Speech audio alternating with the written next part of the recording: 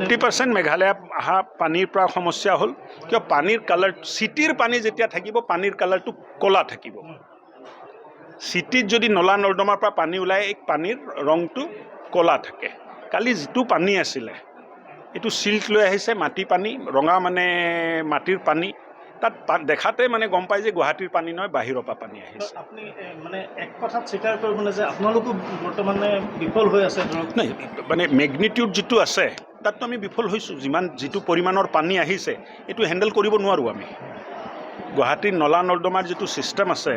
এইটো এটা volume consider কৰিব নোৱাৰা হৈছে 1.5 ঘণ্টাত যদি 136 mm পানী হয়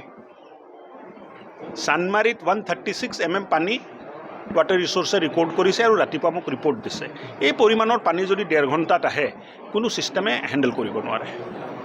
সমষ্টিৰ বাহিৰত নাই সমষ্টিৰ ভিতৰত আছোঁ গুৱাহাটীত নাই যোৱাকালি ৰাতি 2টা বজালৈ আমি ৰিভিউ কৰিলোঁ গুৱাহাটীৰ বানপানীৰ যোৱাকালি যিটো বানপানী হ'ল কালি 1.5 ঘণ্টাত 136 mm এইটো 5.5 ইঞ্চিৰ ওচৰা ওচৰি 1.5 ঘণ্টাত বৰষুণ হ'ল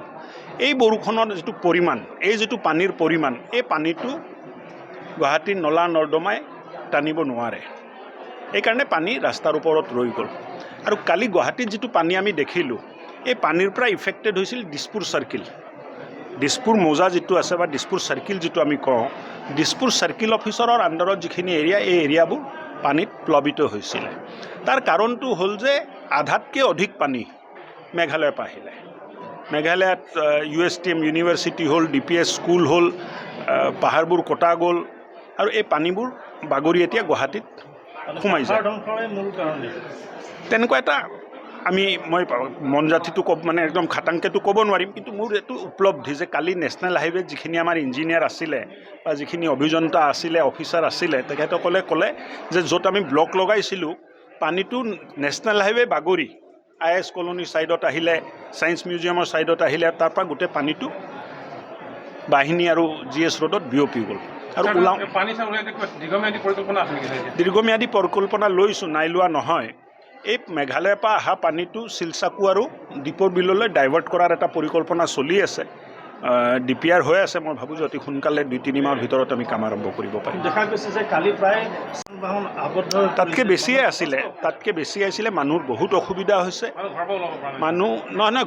ঘৰ যাব পৰা নাই বুলি কওক ওলাব পৰা নাই ৰাতি মানুহে ঘৰ যাব পৰা নাই আনকি মানুহ 12টা বজাতো ঘৰ পাইছে 1টা বজাতো ঘৰ পাইছে মই দুখিত যে এই ঘটনাটো হ'ল কিন্তু প্ৰকৃতিৰ লগত যুঁজিব নোৱাৰি পানীৰ যিটো পৰিমাণ আছিলে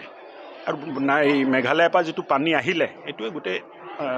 অনিষ্টটো কৰিলে আপুনি যেতিয়া দায়িত্ব লৈছিলে আপুনি দায়িত্ব লোৱাৰ পিছতে কিন্তু আপুনি পানীত নামিও চাইছিলে যথেষ্ট নাই কাম যথেষ্ট হৈছে নাই হোৱা বুলি মই নকওঁ কিন্তু এই মানে পানী যে মেঘালয়ৰ পৰা আহে মেঘালয়ৰ পানীক আমি এতিয়ালৈ কণ্ট্ৰল কৰিব পৰা নাই যোৱাকালি যিটো ঘটনা